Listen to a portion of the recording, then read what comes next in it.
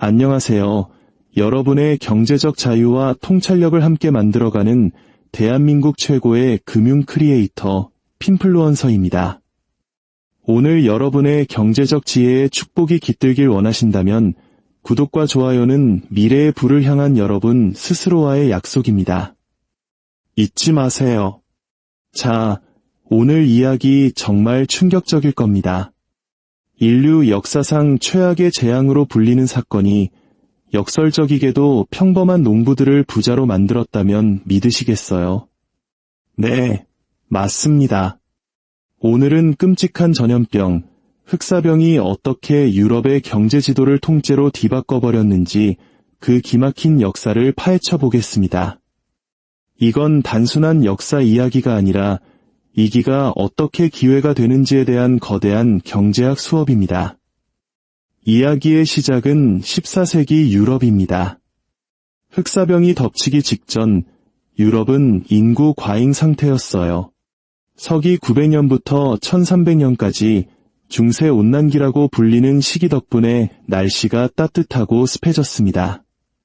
농사가 너무 잘 되니까 식량이 남아돌았고 인구는 폭발적으로 증가했죠. 유럽 인구가 약 300년 만에 7,500만 명에서 1억 5천만 명으로 2배나 늘어났습니다. 이게 뭐가 문제냐고요? 자, 생각해보세요. 땅은 한정되어 있는데 사람은 계속 늘어납니다. 요즘 우리가 헬조선이니 엠포세대니 하는 말들, 사실 자원이 한정된 사회의 압박감에서 나오는 거잖아요. 당시 유럽이 딱 그 꼴이었습니다. 자원은 그대로인데 인구만 2배가 되니 경쟁은 극도로 치열해졌습니다. 땅을 가진 영주, 즉 지주들의 힘은 하늘을 찔렀죠. 그 시절엔 흙수저는 영원한 흙수저였습니다. 사회 이동성, 계급 사다리, 그런 건 꿈도 꿀 수 없었죠. 대다수 농민은 사실상 영주의 땅에 묶인 농노 신세였습니다. 이사를 가고 싶어도 마음대로 못 가고 영주 허락 없이는 결혼도 못했어요. 그들이 경작하는 땅과 재산은 법적으로 모두 영주의 것이었습니다. 근데 여기서 아이러니가 발생합니다. 그럼 왜 농노들은 그냥 도망쳐서 자기들만의 공동체를 만들지 않았을까요? 여러분, 자유라는 개념은 시대에 따라 의미가 완전히 다릅니다. 제 미국인 학생들은 항상 자유롭고 싶다고 말하지만 저는 이렇게 되묻죠. 중세 시대에, 아니, 넌 절대 자유롭고 싶지 않았을걸. 중세 농민에게 가장 중요한 질문은 그래서 내가 경작할 땅은 얼마나 주는데? 수확물은 몇 %나 가질 수 있는데? 였습니다. 영주에게 예속되어 있더라도 안정적으로 먹고 살 땅과 외부의 위협으로부터 보호받는 것이 훨씬 중요했죠. 혼자 독립해서 황무지를 개간하다가 도적대를 만나거나 굶어 죽는 것보다 영주의 성 안에서 꾸역꾸역 사는 게 생존에는 유리했던 겁니다. 마치 오늘날 우리가 대기업의 안정성을 좇는 것과 비슷하다고 할까요? 이런 빡빡하고 희망 없던 사회 구조 속에서 권력을 가진 백인 기독교 남성들은 자신들의 자원을 지키기 위해 점점 더 폐쇄적으로 변했습니다. 여성들의 권리는 축소되었고 주류 기독교가 아닌 사람들은 박해받았죠. 사실 종교적인 이유라기보다는 저놈들 땅 뺏어서 우리끼리 나눠 갖자는 경제적인 동기가 더 컸습니다. 사회 전체가 거대한 압력소처럼 부글부글 끓고 있었던 겁니다. 바로 그때 모든 것을 바꿔놓을 재앙이 도착합니다. 1347년 흑사병이 유럽을 덮쳤습니다. 몽골군을 피해 크림반도에서 도망쳐온 이탈리아 상인들의 배에 숨어든 검은 쥐벼룩이 그 시작이었죠. 이 쥐벼룩에 기생하던 패스트균은 인간 사회로 순식간에 퍼져나갔습니다. 이 병이 얼마나 무서웠냐면 일단 걸리면 생존 확률이 18%에서 20%에 불과했습니다. 이건 거의 사형 선고나 다름없었죠. 당시 위생관념이나 의료기술은 처참한 수준이었기 때문에 할 수 있는 건 그저 역병이 나를 비껴가길 기도하는 것뿐이었습니다. 결과는 참혹했습니다.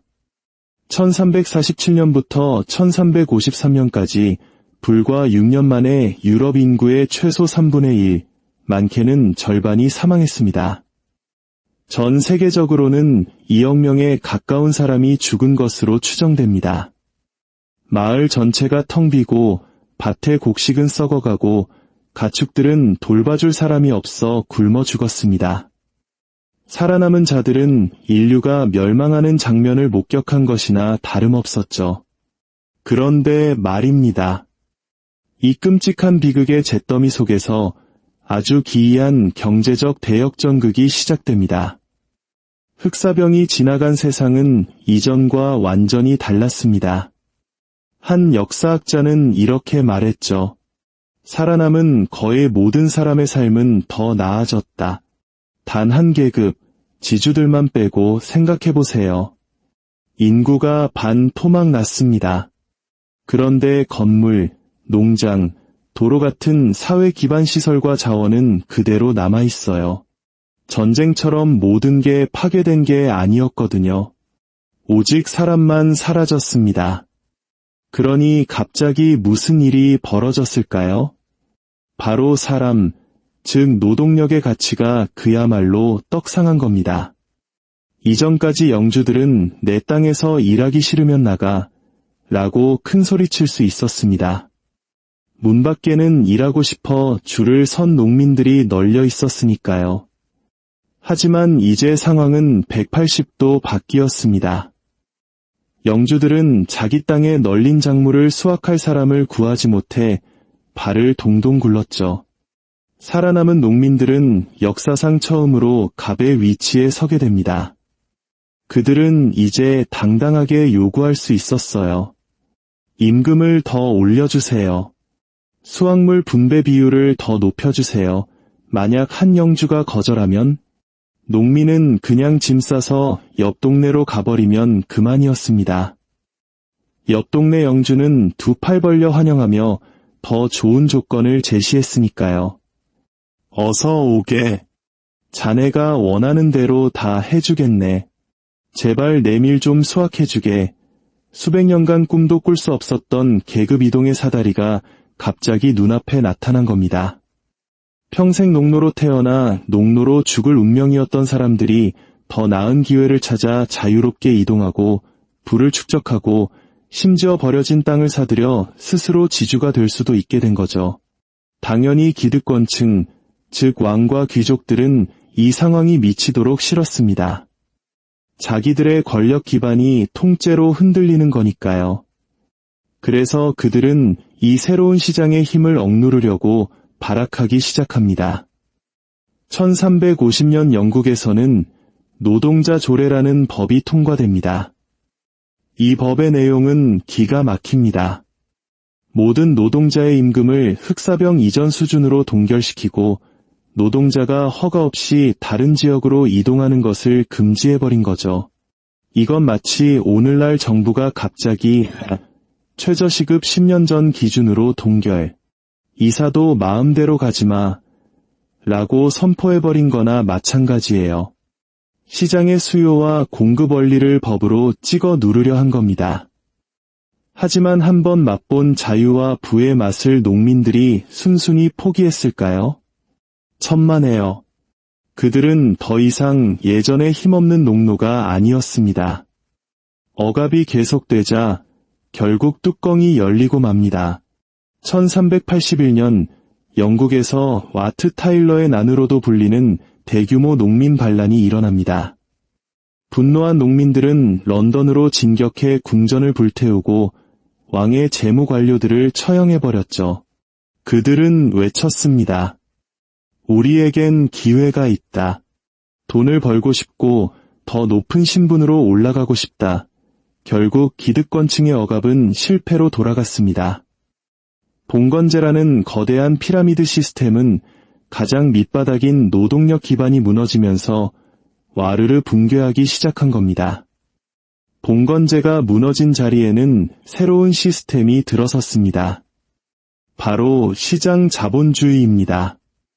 이제 부와 권력은 혈통이나 토지가 아니라 상업과 무역을 통해 창출되는 자본에서 나오기 시작했습니다. 상인, 길드장인, 사업가 같은 새로운 계급, 즉 부르주아가 역사의 무대에 등장한 거죠. 이들은 오늘날로 치면 잘나가는 스타트업 대표나 신흥 부자 같은 사람들이었습니다. 물론 옛 귀족들은 이런 근본 없는 것들이 자기들과 맞먹으려 드는 게 아니고 왔습니다. 그래서 아주 쪼잔하게 굴기 시작해요. 사치금지법 같은 걸 만들어서 상인 마누라는 비단 옷 입지 마. 이 보라색 옷감은 우리 귀족 전용이야. 너네가 감히 이런 모피를 걸쳐? 라며 선을 그으려 했죠. 하지만 이런 법들이 역사의 큰 흐름을 막을 수는 없었습니다. 계급 간의 경계는 점점 흐려지고 결혼을 통해 피가 섞이면서 혈통과 종교 중심의 낡은 정체성은 사라져갔습니다. 그 자리에 국가라는 새로운 공동체 의식이 싹트기 시작했고 이는 근대 국가의 탄생으로 이어졌죠. 이 흑사병의 충격은 유럽 사회의 심리에도 깊은 흔적을 남겼습니다. 흑사병은 한 번으로 끝나지 않았습니다. 거의 한 세대마다 주기적으로 다시 창궐하며 18세기까지 유럽을 괴롭혔죠. 살아남아 자식을 낳아도 그 자식이 또다시 역병으로 죽는 것을 지켜봐야 했습니다. 이 수백 년간 이어진 집단적 트라우마는 유럽인들의 DNA에 깊은 각인을 남겼습니다. 개인의 힘만으로는 이런 재앙을 이겨낼 수 없다. 공동체가, 국가가 우리를 지켜줘야 한다. 바로 이런 생각입니다. 오늘날 유럽 국가들이 미국과 달리 강력한 공중보건 시스템과 사회 안전망을 갖추게 된 배경에는 바로 이 흑사병의 끔찍한 기억이 깔려있다고 분석하는 학자들이 많습니다.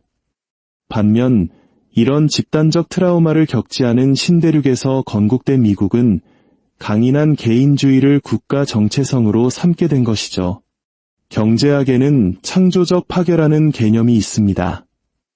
낡은 것이 파괴되면서 새로운 혁신과 성장의 길이 열린다는 뜻이죠. 흑사병은 인류 역사상 가장 끔찍하고 거대한 창조적 파괴였습니다.